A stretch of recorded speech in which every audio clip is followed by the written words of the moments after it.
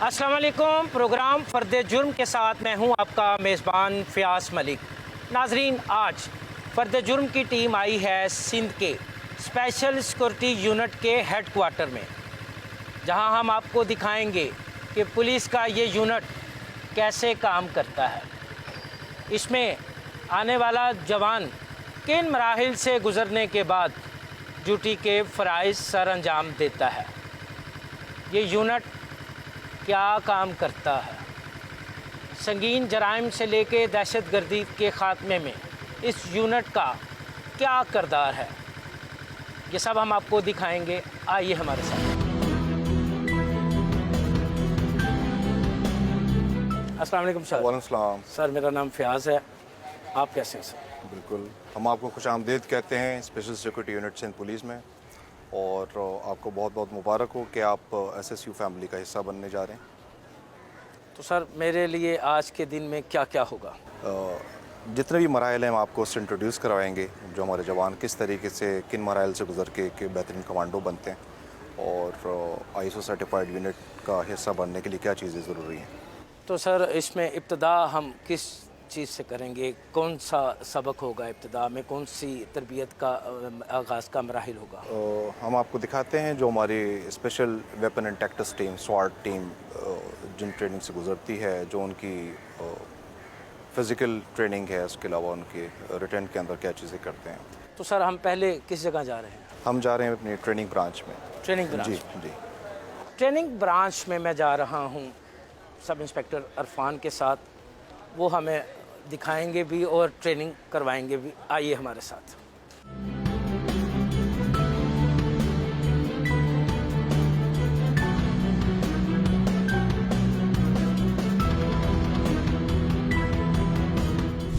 मुझे bullet proof jacket जो है वो पहनाई गई है। मुझे अरफान साहब जो है वो हेलमेट पहना रहे हैं। मुकम्मल तौर पर कमांडो जो है वो स्पेशल सिक्योरिटी यूनिट का कमांडो वो तैयार है।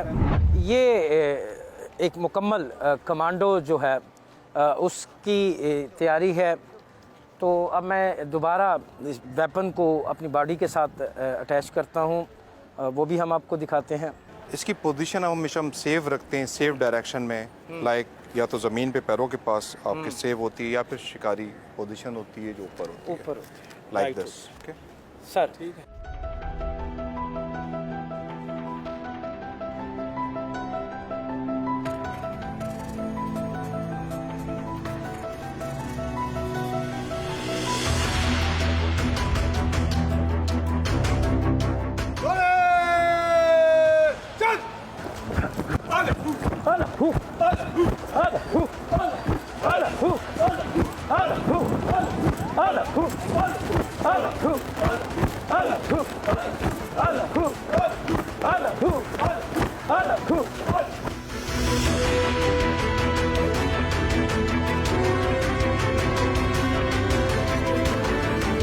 अब हम किस जानिब जा रहे हैं? अब हम जा रहे हैं एसएसयू ट्रेनिंग ब्रांच की तरफ, और जब हम आपको दिखाएंगे हमारे जितने एसएसयू कमांडोज हैं उनकी किस तरीके से ट्रेनिंग होती है, क्या उनके टेस्ट होते हैं। जो भी जवान या जो भी पुलिस का एहलकार एसएसयू ज्वाइन करता है जी, तो आगाज़ में वो उसका पहला मरहला क्या होता है? सबसे पहले मैं एक चीज़ आपको बता दूं कि एसएसयू में सबसे पहले साइकोलॉजिकली पास होना चाहिए, क्योंकि हमारी ड्यूटीज़ होती हैं वीवीआईपीज़ के साथ, गेस्ट के साथ, जितने इंटरनेशनल डेलीगेशंस होते हैं, तो उसकी स्टेट ऑफ माइंड बिल्कुल हेल्दी होनी चाहिए। ये सबसे पहले फ़िज़िकल फ़िटनेस से ज़्यादा हमारा मेंटल हेल्थ की तरफ है। वो फिट है तो फिज़िकली तो फिट होके आते ही हैं। तो अब हम जा रहे हैं एसएसयू के ट्रेनिंग ब्रांच में।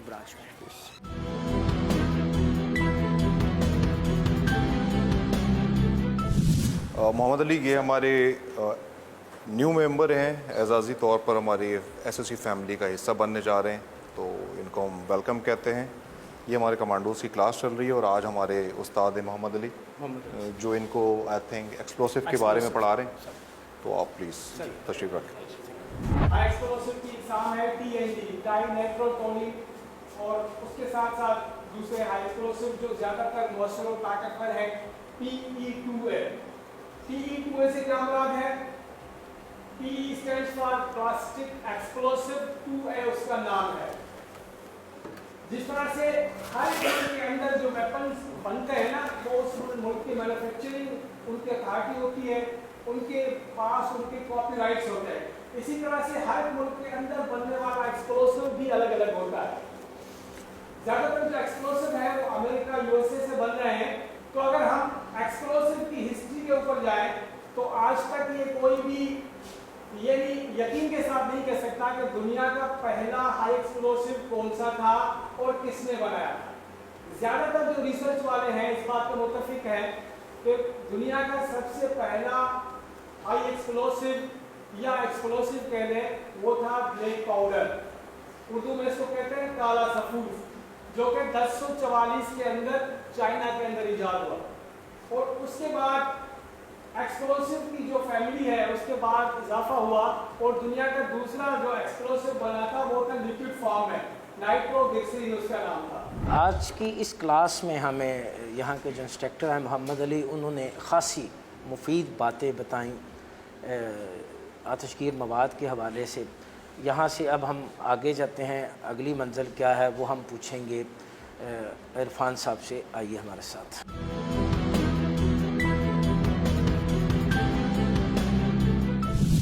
क्लासरूम में सबक भी पढ़ लिया, शुजाअत का, दयानत का, ईमानदारी का, फिर उसके बाद अब ड्रिल भी कर ली।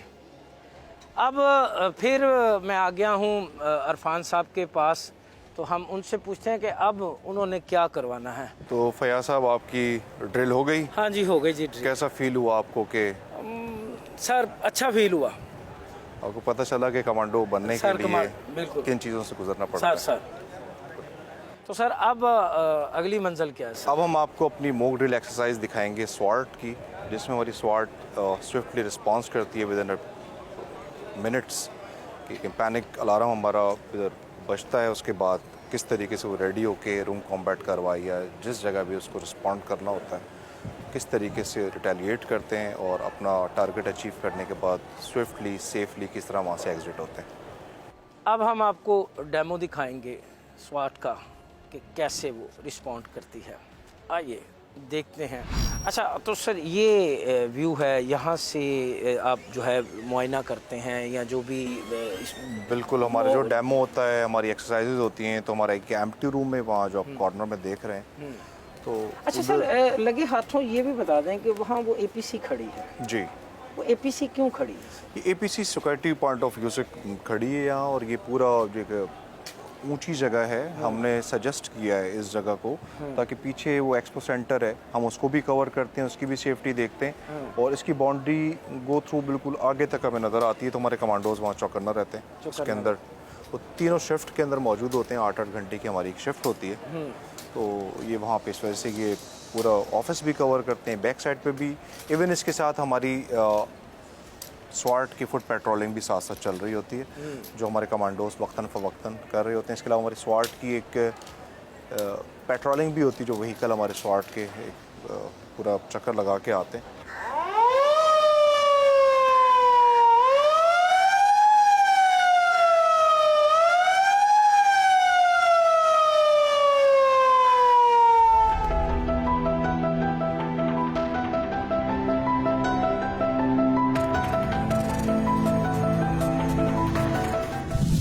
अब ये एक रूम को जो है कब्जे में कर लिया है। देखें, रूम कॉम्बैट एक्टिविटी है और जिसके अंदर पता है ये चला है कि दहशतगर्द इधर मौजूद हैं, तो इधर जॉइंट एक्सरसाइज है। हमारी लेडी कमांडोज और मेल कमांडोज तो दोनों इधर मौजूद हैं, मेल फीमेल दोनों मौजूद हैं। हर टीम के साथ एक लेडी कमांडो भी है। अच्छा तो ये ऑपरेट कर रहे हैं। अच्छा, ये कवरिंग पे है जी, कवरिंग पे हैं, और ईच टीम में आप देख रहे हैं एक लेडी कमांडो भी उनके साथ है। अच्छा अच्छा दे आर इक्वली ट्रेंड, जिस तरीके से आपको हमने पहले भी बताया कि इसके अंदर कोई डिस्क्रिमिनेशन नहीं है। उसी मराइल से हमारी लेडी कमांडो भी गुजरती है जिससे हमारे मेल कमांडो भी है। अभी इस बिल्डिंग को जो है ये चारों तरफ से इन्होंने जो है वो जी, वो अपनी एक्टिविटी करके अब सेफली जा रहे हैं, कवर कर रहे हैं। ये कमांडो इसको कवर कर रहे हैं, ये सेफली और क्विकली एग्जिट कर रहे हैं अब यहाँ से।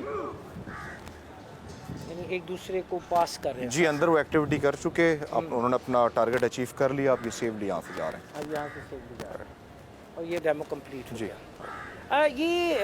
आपने देखा कि अरफान साहब भी हमें बता रहे थे कि ये एक डेमो है, सायरन बजा, सायरन के बाद जो है स्पेशल सिक्योरिटी यूनिट के जो कमांडोज हैं जिनमें ख़वातीन भी शामिल थी, स्वाट टीम जो है इनकी, उन्होंने एक डेमो हमें दिखाया कि किस तरह उन्होंने एक जगह को घेरे में लिया, वहाँ पे ऑपरेशन किया और ऑपरेशन कंप्लीट करने के बाद जो है वो बाहिफाजत यहाँ से वापस गए, एक दूसरे को कवर किया। ये मनाजर भी आपने देखे, बिल्कुल इंतहाई प्रोफेशनल अंदाज में जो है उन्होंने ये तमाम मराहिल मुकम्मल किए।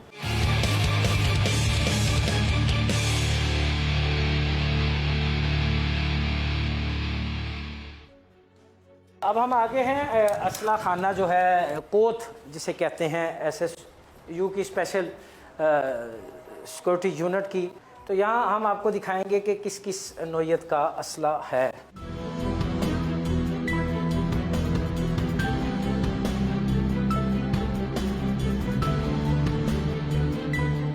अच्छा सर, बताएं ज़रा कुछ आप हमारे देखने वालों को, ये क्या है, कौन कौन सा असला है, किस नौयत का असला है ये? सबसे पहले तो आप सबको वेलकम करता हूँ SSU वेपनरी। जैसे आपको मालूम है कि ये एक ISO सर्टिफाइड यूनिट है, तो आपको इधर वेपन भी सारे सोफिस्टिकेटेड मिलेंगे और हर रेंज में मिलेंगे, ठीक है। ये जो आप राइफल्स देख रहे हैं ये हमारे प्राइमरी वेपन्स के तौर पे यूज़ होती हैं, तो इधर वेपन भी आपको सोफिस्टिकेटेड मिलेंगे जिनका आप मुशाहिदा करेंगे। ये जो आप राइफल्स देख रहे हैं सामने, ये हमारे प्राइमरी वेपन्स हैं, all the rifles primary weapons. Then हमारे सेकेंडरी वेपन्स हैं, इनसे भी हम आपको इंट्रोडक्शन करवाएंगे। ये कैपेसिटी में सारे 9mm पिस्टल्स हैं, मुख्तलिफ ममालिक के हैं, और हम अपना न्यूली इंडक्टेड वेपन भी आपको इंट्रोड्यूस करवाएंगे जो हमारे कमांडोज यूज़ करते हैं। जी, सबसे पहले मैं आपको बताऊं कि ये डेजिग्नेटेड मार्क्समैन राइफ़ल है। अच्छा, ठीक है, जो हमारे commandos as a sniper use करते हैं रूफ टॉप्स के ऊपर। ये एक ही है कि नहीं, ये G3 का मॉडिफाइड वर्जन है, इसको और कॉम्पैक्ट किया है, इसमें क्लोज बट लगाया है G3। अच्छा जी, ठीक है, ठीक है। दिस वन इस हम इसको भी स्नैपर के तौर पे यूज़ कर सकते हैं अगर इसमें हम गैजेट्स लगाएं अपने मुख्तलिफ, और रेंज के हिसाब से अगर हमें कितनी रेंज होगी सर इसकी मैक्सिमम? लाइक इसकी रेंज है अराउंड 1000 मीटर। 1000 मीटर। अच्छा, तो सर इसके बारे में भी बताइए। दिस इज़ SMG सब मशीन गन। ये हमने मॉडिफाई किया, अपनी इन हाउस मॉडिफिकेशन की है। बेसिकली हमें जिस शेप में ये मिलती है, एक्चुअल शेप इसका ये है। ये इसको ये है AK-47 है? यस, ये भी AK-47 है SMG, ठीक है, जिसको रशिया क्लाशनकोफ कहता है। तो ये इस सूरत में हमें मिलती है। हमने इसको मॉडिफाई किया अपने यूज़ के हिसाब से। हमने इसके अंदर बाईपोर्ट्स लगाए लिंक पोजीशंस के लिए, इसमें रिलिंग्स लगाई हैं, इसमें हम और गैजेट्स लगा सकते हैं। हमने इसमें होलोग्राफिक साइट्स लगाई हैं, इसमें हमने एडजस्टेबल बर्ट लगाया है, और एज़ पर आर यूज़ अगर हम मज़ीद चीज़ इसमें इंडक्ट करना चाहें तो हम इसको इंस्टॉल कर सकते हैं। अच्छा सर, ये क्या है? ये तो ज़रा दिखाया आप। This one is corner I shot. इसके अंदर हमारे पास स्क्रीन मौजूद है, टॉर्च मौजूद है, रेड डॉट मौजूद है। ये बेसिकली तो देखने में राइफल लग रही है, लेकिन इसमें हमने इंस्टॉल की हुई है 9mm 4th जनरेशन ग्लॉक 19, ठीक है। ये बोथ साइड रोटेट होती है 45 डिग्री पे, लाइक दिस। इसका मकसद बनाने का ये है कि हमारा कमांडो रूम कॉम्बैट कार्रवाई में, या जहाँ तक इसकी रेंज होती है, किसी भी ओट में आके किसी भी ऑपरेशन में है, तो सबसे पहले अपनी सेफ्टी को यकीनी बनाएगा। तो इसके अंदर सिर्फ हम इतना हिस्सा बाहर निकालते हैं, लाइक अगर आप ये देखें तो अगर कोई गेट से एंट्री है और उसको हमने रोकना बुश करना है या देखना है कि कौन है, तो हमारे पास स्क्रीन भी मौजूद है इसके अंदर, और इवन बहुत प्रिसाइजली हम उसको इवन जिस पार्ट में चाहें शॉट कर सकते हैं, टांग में, सर में, या आप देख रहे होंगे। अगर मैं इसको इस तरफ ले जाऊं तो अगर आप ये देखें तो मेरी बॉडी पूरी छुपी हुई है, और ये आप सामने देख रहे हैं मैंने एक डमी जो हमारी लगी हुई है, इसको मैंने हेड पे टारगेट किया हुआ है, और मैं यहाँ से ट्रिगर पुल करूँगा तो ये जो पिस्टल आ गया हमारी इंस्टॉल है वो ऑपरेट करेगी, और ये जहाँ मैं चाहता हूँ यहाँ उसको मार लूँगा। ठीक हो गया। अच्छा सर, ये तो आपके हो गया ना ऑपरेशनल वेपन। जी। तो अगर इस कमरे में हम चलें तो यहाँ ज़रा आप हमें बताएं कि यहाँ पे आप हमें क्या क्या दिखाएंगे, क्योंकि यहाँ पे कुछ मुझे आपके पहले तो इस जानिब आते हैं जी। ये गैजेट्स हैं, ये आपका हमारे communication इलेक्ट्रॉनिक का है। आइटम्स हैं जिसमें हमारे बिनोकुलर्स हैं, दूरबीनें हैं मुख्तलिफ रेंजेस की, होलोग्राफिक साइट्स हैं, पॉकेट जैमर्स हैं Pocket जो jammers वीवीआईपी हैं। ड्यूटीज़ के अंदर कंसील्ड कर लेते हैं हमारे कमांडोज पैंट कोट्स के अंदर। और ये वायरलेस का जी, ये communication वायरलेस का कम्युनिकेशन हमारा इन हाउस है। जो भी हमारी कोई इसमें रेक्टिफिकेशन होती है तो हमारे अपने वर्कशॉप में उसकी सर कॉन्फ़िगरेशन की ये जाती है। जो हेलमेट हैं ये क्या हैं? हमारे पास ये थर्मल विजन है, नाइट विजन है, जो सेंस करते हैं इंसान की मौजूदगी का, और नाइट विजन है, अगर कोई छुपा हुआ है तो इसकी मदद से हम उसको देख सकते हैं कि इधर कोई मौजूद है। और ये एक मुकम्मल कमांडो की जो है ड्रेसिंग। ये एंटी राइट किट है कि अगर हम कहीं प्रोटेस्ट चल रहा है, अनार्म्ड प्रोटेस्ट है, तो हमारे कमांडोज लेडी जेंट्स के पास ये होती है, और इसके साथ हमारा बैटन होता है और शील्ड होती है। ठीक है, तो वो शील्ड की मदद से अपने आप को सेव करते हैं और बैटन की मदद से अगर जरूरत पड़ती है उसको इस्तेमाल करते हैं। ये भी yes, this is 12.7 anti aircraft gun. हमारा जो इसका यूज़ है वो एंटी डकैत ऑपरेशन, कच्चे के इलाके में मोस्टली इसको यूज़ किया जाता है। इसका अगर मैं आपको लाइव कार्टेज दिखाऊं तो कच्चे के ऑपरेशन में, कच्चे के डाकुओं के लिए हमारे कमांडोज वहाँ जाते रहे हैं, घोटकी में, मुख्तलिफ जगहों पे, पंजाब में भी यूज़ होती रही है। तो जब हम इसको यूज़ करते हैं तो सर इसको क्या कहते हैं? Anti aircraft gun. Anti aircraft. जी। ये मैंने आपको ना मुख्तसरन कोत का विज़िट करवाया, कोत दिखाई कि स्पेशल सिक्योरिटी यूनिट की ये कोत है और यहाँ पे किस किस नौइयत का असला है, क्या क्या सहूलतें हैं जो कि एक कमांडो को इस यूनिट की जानिब से दी गई हैं। तो यहाँ से अब हम चलते हैं बाहर।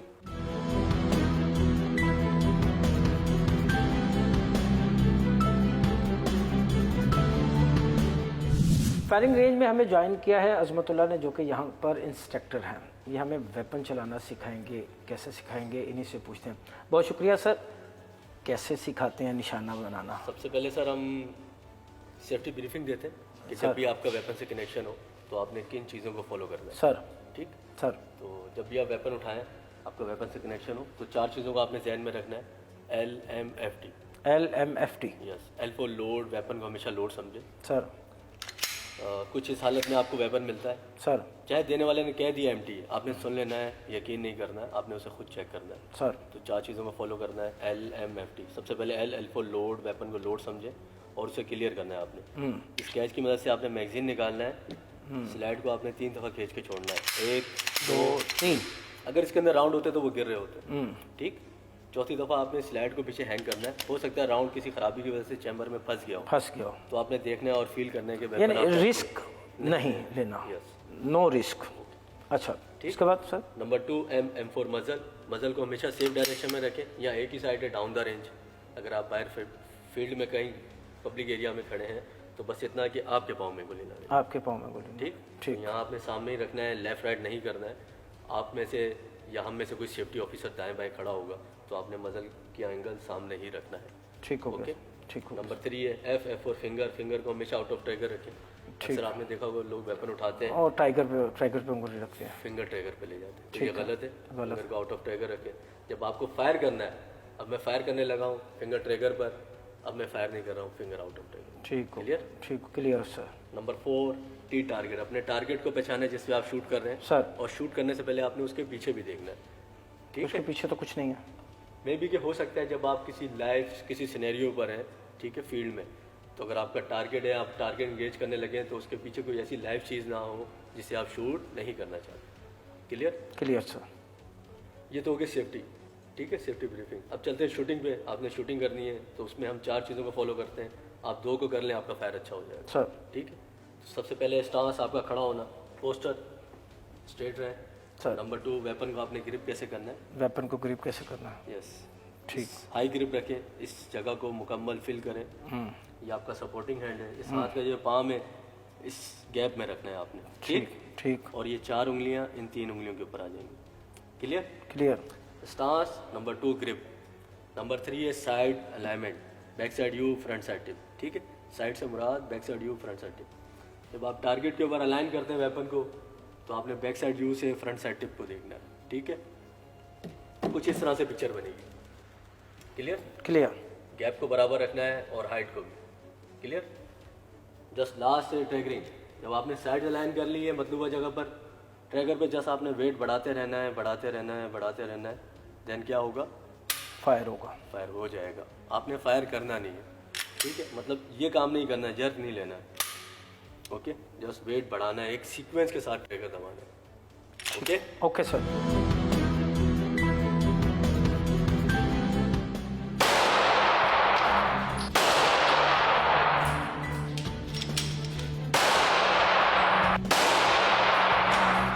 फायर प्रैक्टिस जो है वो भी हमने कर ली। इंस्ट्रक्टर ने हमें बताया कि वेपन को किस तरह इस्तेमाल करना है, कैसे उसको लोड करना है और किस तरह अनलोड करना है। तरबियत का ये मरहला भी मुकम्मल हुआ।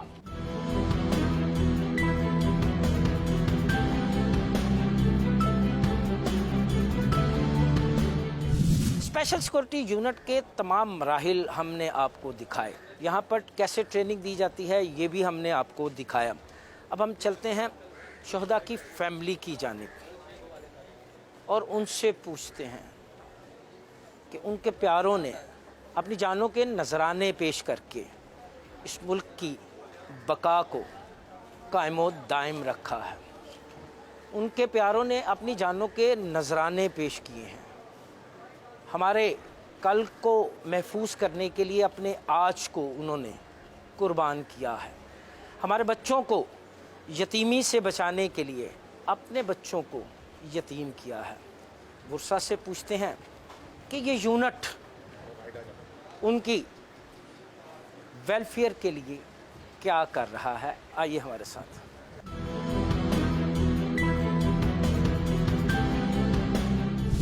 शहीद की जो मौत है वो कौम की हयात है। मेरे साथ शहीद शाहिद खां की फैमिली मौजूद है। इनसे पूछते हैं कि ये यूनिट इनकी वेलफेयर के लिए क्या कर रहा है। पहले तो हमें आप पे फ़ख्र है जी कि आपके खावंद ने अपनी जान की कुर्बानी दी इस कौम की हिफाजत के लिए। हम आपके मकरूज़ हैं और शायद कि रहती दुनिया तक हम आपका कर्ज नहीं उतार पाएंगे। क्या कहेंगे अपने खामद के बारे में, कुछ बताएं आप हमें। शाहिद खान हस्बैंड के लिहाज से भी बहुत अच्छे इंसान थे, वालिद के लिहाज से भी बहुत अच्छे, अपने बच्चों का ख्याल करने वाले। यहाँ तक कि वो किसी की भी तकलीफ़ नहीं देख सकते थे, महल्ले वाले हों या कोई भी हो, जिसने आवाज़ दी वो खड़े हो जाते थे। उनकी शहादत के बाद बच्चे बहुत छोटे थे उस टाइम पे, बहुत सारा वक्त थोड़ा सा देखा। बताइएगा कैसे शहीद हुए थे? जॉब से वापस आ रहे थे, रात को 2-2:30 बजे वो वापस आते थे।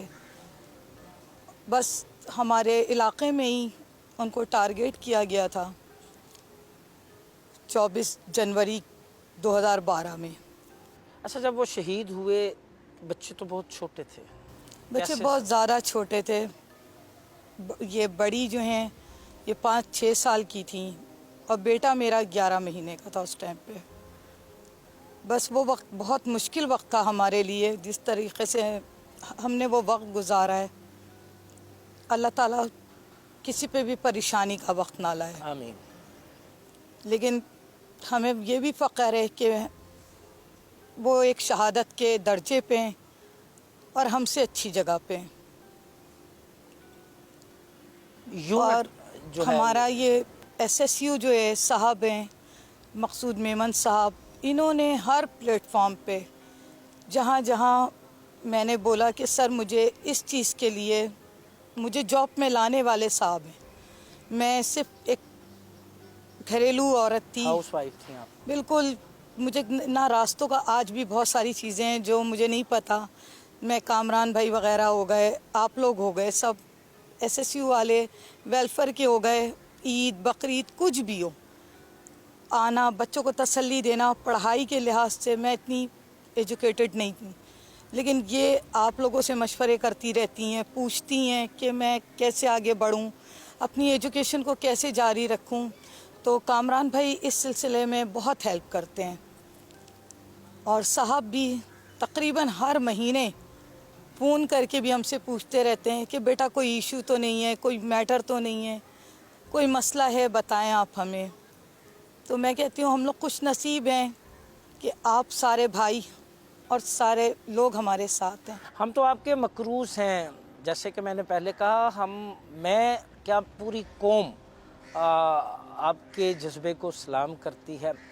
शहीद की बेवा है, आंखों में आंसू आज भी हैं, दुख है, मगर ये फ़ख्र भी है कि ये शहीद की बेवा है। बेटी से बात करते हैं। क्या नाम है बेटा आपका? आयशा मुंतहा। आयशा मुंतहा। आयशा मुंतहा, जब आपके पापा शहीद हुए आपकी उम्र कितनी थी उस वक्त?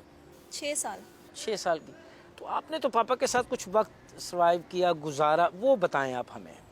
पापा के साथ बहुत अच्छा वक्त गुजरा है, बहुत ज़्यादा ख्याल रखने वाले हैं हमें, पढ़ाई में बहुत ज़्यादा।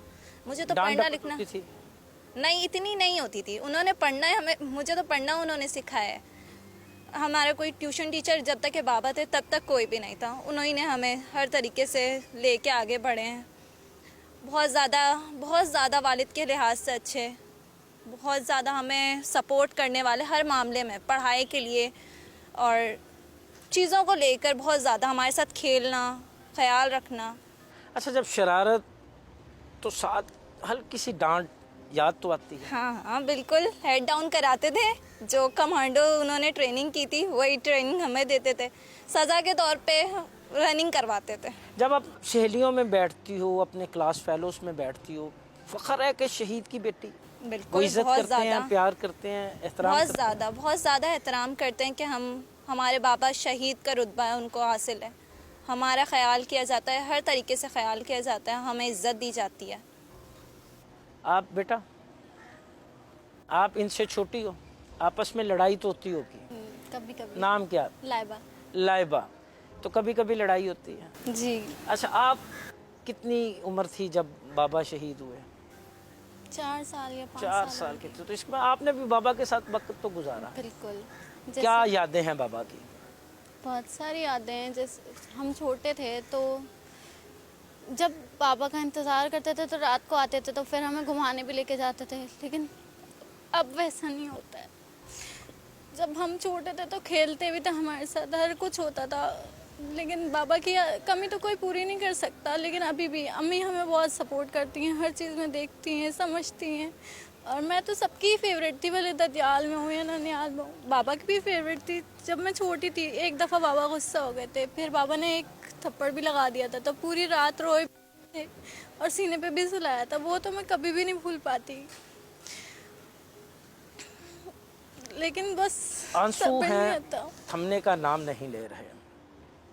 जुदाई है, बाप की कमी तो शायद कोई भी पूरा नहीं कर सकता। आवाज़ में वो सकत नहीं है, बेरबत से अल्फाज हैं जिनकी अदायगी मुश्किल है। बेटी से बात करते हैं। बेटा, क्या नाम है आपका? रुमैसा शाहिद। रुमैसा शाहिद। रुमैसा, क्या करती, पढ़ती हैं आप? कौन सी क्लास में? मैं सेकंड ईयर की स्टूडेंट हूँ। आप सेकंड ईयर की स्टूडेंट हैं। क्या शहीद की बेटी, मजबूत, क्या बनना है तालीम मुकम्मल होने के बाद? क्या अभी इरादा तो है मैं मुस्तकबिल? मेडिकल में हूँ सेकंड ईयर में, तो मैं आगे सोच रही हूँ डॉक्टरी का, डॉक्टरेट का सोच रहे हैं। MBBS करूँगी। तो बाबा की तरह पुलिस ऑफिसर बनने का? बिल्कुल शौक है, बनना है, बाबा जैसा ही बनना है। आज की नशिस्त में शायद कि इन बच्चों का दुख जो है वो फिर ताज़ा हो गया। मैं बहुत मुश्किल से ज़ब्त किए बैठा हूँ।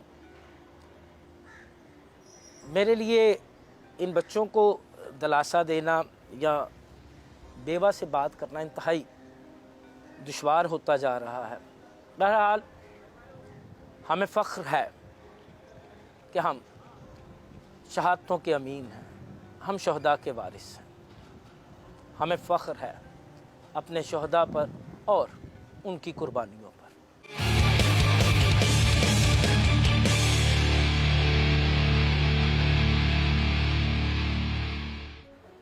मेरे साथ मौजूद हैं स्पेशल सिक्योरिटी यूनिट के सरबराह डॉक्टर मकसूद अहमद। तो हम उनसे बात करते हैं। सर, आज तो हमने पहन ली वर्दी स्पेशल सिक्योरिटी यूनिट की। आप बहुत अच्छे लग रहे हैं, आप स्मार्ट लग रहे हैं, कमांडो लग रहे हैं हमारे। बस थोड़ा सा वजन कम करना पड़ेगा। मगर सर आज ट्रेनिंग की है, आज उछल परेड भी की है, ड्रिल भी की है सर, क्लासें भी ली हैं, वेपन्स भी चलाए हैं। तो सर आज तो हमने पहन ली आपकी वर्दी। तो आज हम बात करेंगे आपसे महकमे की फलाह के हवाले से क्या इक़दाम कर रहे हैं, शुहदा की फैमिलियों की वेलफेयर के लिए क्या कर रहे हैं, स्पेशल सिक्योरिटी यूनिट की ट्रेनिंग के मेयार में जदत लाने के लिए क्या कर रहे हैं। इन तमाम सवालात के आज हम आपसे जवाबात लेंगे। तो सर पहले तो ये बताएं कि ट्रेनिंग के मेयार को कैसे बेहतर कर रहे हैं। सबसे पहले आपको वेलकम करता हूँ आपकी टीम को सिंध के अंदर, सिंध पुलिस के अंदर, और जहाँ पे आप बैठे हैं सिक्योरिटी डिवीज़न का हेडक्वार्टर स्पेशल सिक्योरिटी यूनिट के अंदर। आपका खुद फर्स्ट हैंड एक्सपीरियंस है, आपने वर्दी पहन के ही आपने खुद देखा होगा, जवानों से मिले होंगे, और आपने जो भी हमारी डेली एक्टिविटीज़ हैं उसमें आपने हिस्सा लिया है।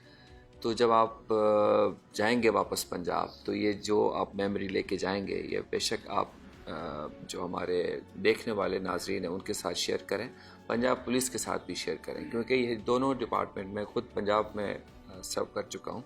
वहाँ से बहुत लर्न किया हमने, उनके जो वर्किंग है और जो उनका डिसिप्लिन है, उस हिसाब से जो उनकी बेहतर चीज़ें हैं उनको कोशिश की है यहाँ पे आके अडॉप्ट करें। और इसी तरह जो सिंध पुलिस का ट्रेडिशनल एक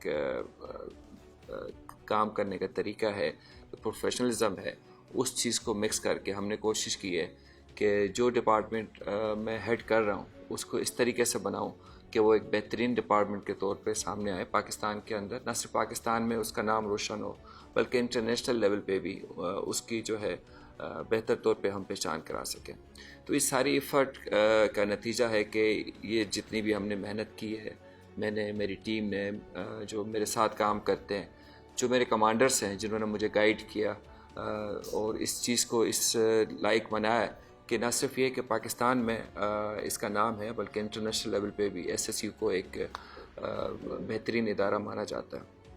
ये हमारी एक लॉन्ग स्ट्रगल की एक कहानी है जो हम आपसे साथ शेयर करेंगे। सर बिलाशुबा ये एक कहानी है और ये एक देवमालाई किस्सा है ये सर, मगर ये तो सिंध का एक इंतहाई बेजान सा विंग था सिंध पुलिस का। आपने इसमें कैसे जान डाली, क्या ऐसी सोच आई डॉक्टर मकसूद अहमद के पास कि उसने प्राइम पोस्टिंगें छोड़ दी, DPOशिप या जो भी आपके ज़िले की जो है मेन सीटें उनको छोड़ दिया, इस बेजान घोड़े की सवारी की क्यों, कैसे ये ख्याल आया? बिल्कुल आपकी बात, ऑब्जर्वेशन ठीक है कि नॉर्मली जो पुलिस के डिपार्टमेंट है उसका जो आउटलुक होता है वो इतना सेटिस्फैक्टरी नहीं है जिस तरीके का होना चाहिए। जब मैं बाहर पढ़ने गया, I am graduate from London school of economics, तो लंदन में मेरा 1 साल गुजरा।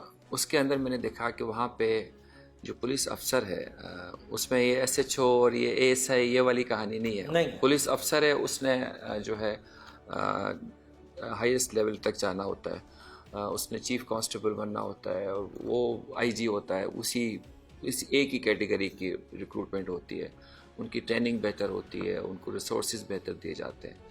तो उनकी जो परफॉर्मेंस है, जो पब्लिक डीलिंग है, उससे पब्लिक हर जगह पब्लिक पुलिस के साथ थोड़ा सा इशू रहता है कि वो चेक करने वाले होते हैं, उन्होंने चेक होना होता है, तो एक डिस्ट्रस्ट रहता है इशू। मगर ये कि जो रिस्पेक्ट है लॉ की और लॉ इन्फोर्सर की, वो मैंने वहाँ पे बहुत देखी। एक पुलिस अफसर जो कि पेट्रोलिंग कर रहा है या जो कहीं पे भी ड्यूटी कर रहा है, पब्लिक का उसके साथ बर्ताव, और इसी तरीके से पुलिस अफसर का पब्लिक से बर्ताव मैंने प्रोफेशनल तरीके से देखा, बेहतर देखा।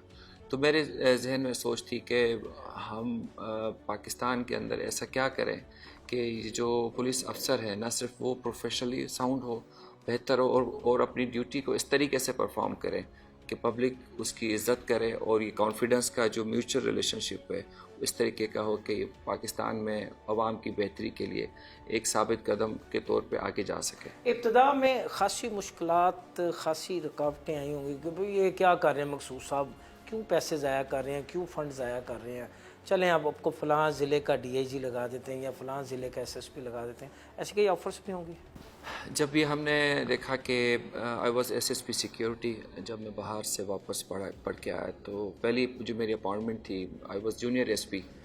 उस टाइम पे इतनी बड़ी कमांड मुझे दी गई कि आप पूरी सिक्योरिटी सेटअप को रेज़ करें, बेहतर करें। उस वक्त जो चैलेंजेस थे वो काउंटर टेररिज्म के हवाले से और जो दहशतगर्दी की लहर थी, मैं 2007-8 की बात कर रहा हूँ। उस टाइम पे ट्रांजिशन था from military president to the civilian president. उस ट्रांजिशन के टाइम पे मैं आया, उस वक्त ये कहा गया कि जो प्रेसिडेंट पाकिस्तान है उसको वो पुलिस प्रोटेक्ट करेगी जो अनट्रेंड है और जिनके पास रिसोर्सेज नहीं है, as compare to the president जो कि मिलिट्री से थे, परवेज़ मुशर्रफ साहब। उस वक्त उनको 2 ब्रिगेड्स प्रोटेक्ट करती थी और एक हाई लेवल का सिक्योरिटी अरेंजमेंट लगता था जिसमें पुलिस भी हिस्सा होती थी।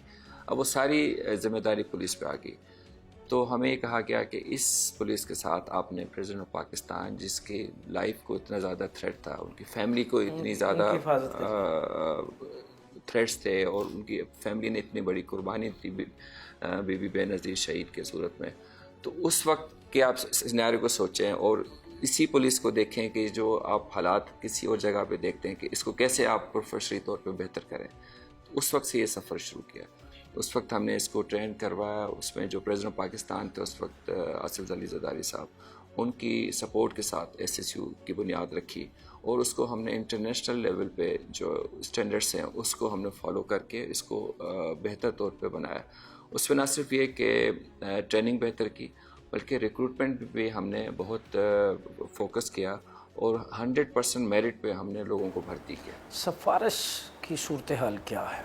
0%, क्योंकि जो थ्रेट लेवल था और जिसको हम फेस करने जा रहे थे, अगर आप सिफारशी लड़का लगाएंगे जिसको काम करने की नहीं है, आदत नहीं है या उसने काम नहीं करना, तो उसने कैसे इतनी बड़ी जिम्मेदारी को उठाना है और उस चीज़ को करना है। तो वो जो हमने मेरिट बेस्ड रिक्रूटमेंट की, फिर उनकी बेहतर ट्रेनिंग की, उस वजह से आप ये देख रहे हैं कि जो मेरा जवान है आपको डिफरेंट नज़र आएगा।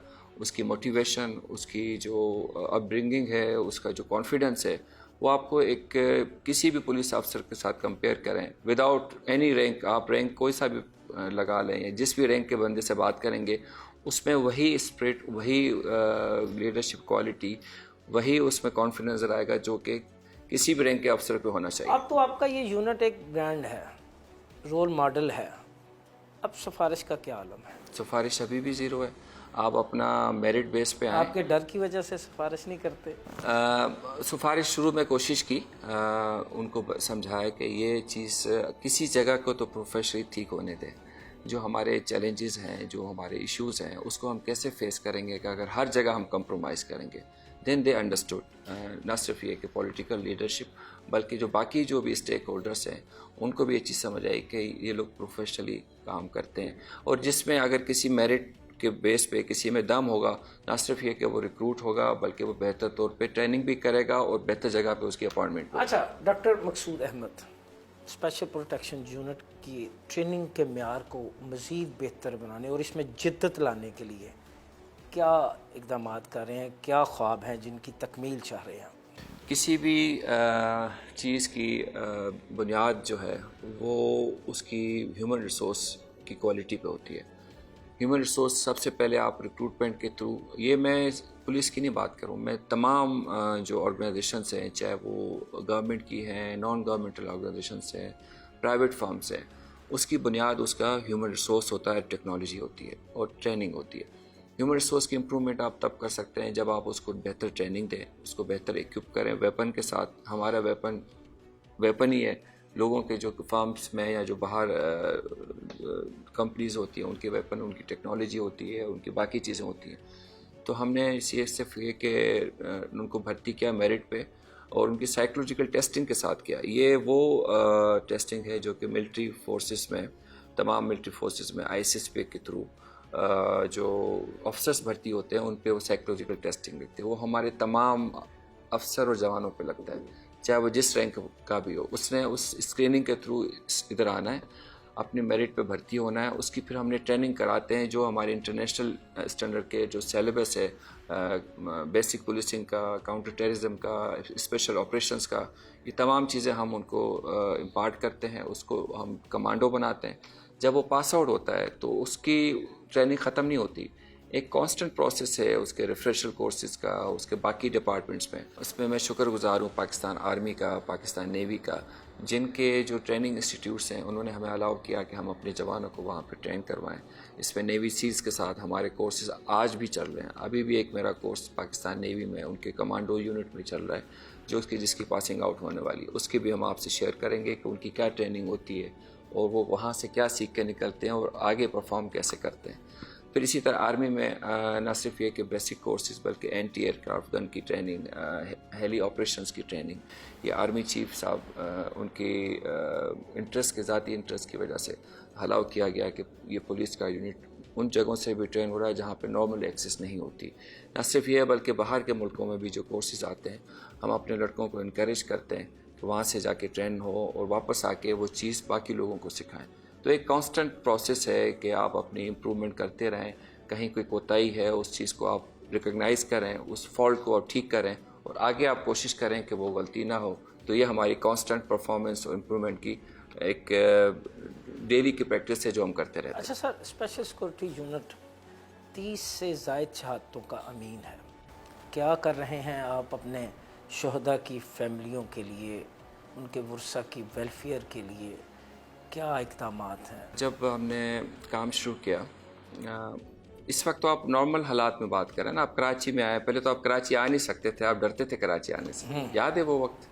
नहीं, मैं आप या और जो दोस्त हैं जिसको भी, बिल्कुल ठीक मैं उस वक्त की बात कर रहा हूँ जब 10-10 टारगेट किलिंग्स होती थी पुलिस अफसरों की, जो है वो टारगेट किलिंग होती थी।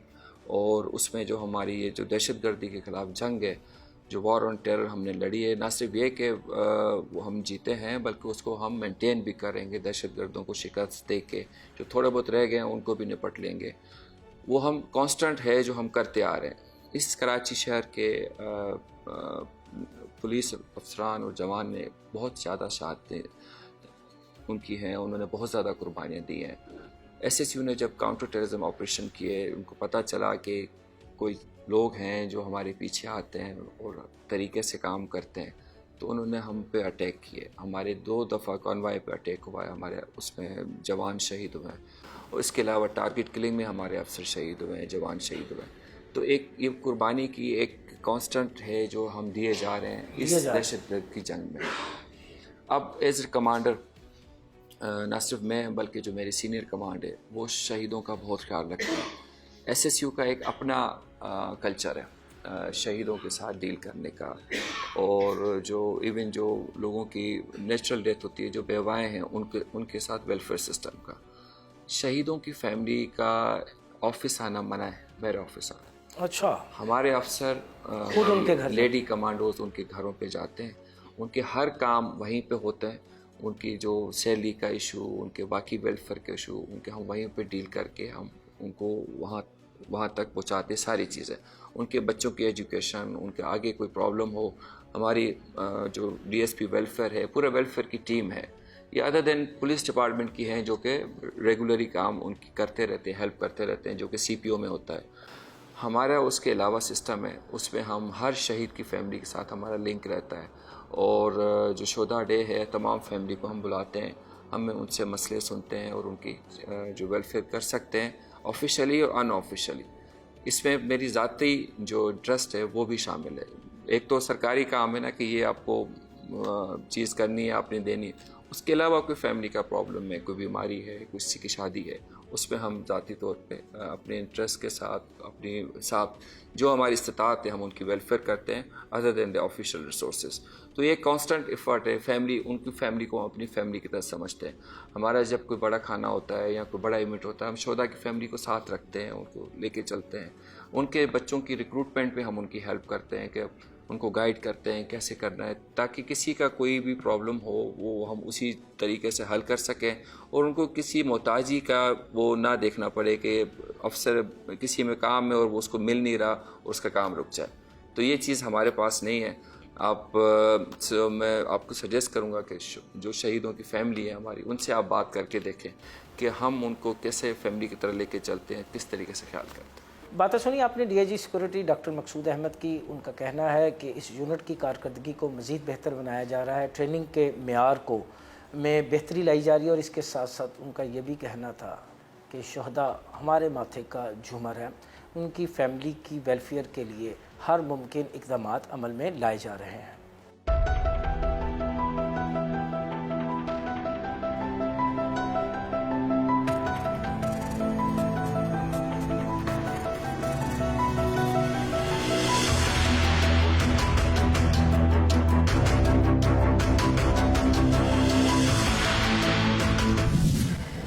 आपने देखा आज का ये प्रोग्राम, हमने आपको दिखाया कि स्पेशल सिक्योरिटी यूनिट का कमांडो तरबियत के किन किन मराहिल से गुजरने के बाद तैयार होता है। यहाँ प्रोग्राम फ़र्द जुर्म का वक्त ख़त्म हुआ चाहता है। अगले हफ्ते नए प्रोग्राम के साथ दोबारा आपकी खिदमत में हाजिर होंगे। तब तक के लिए मुझे और मेरी टीम को इजाज़त दीजिए। अल्लाह हाफिज़।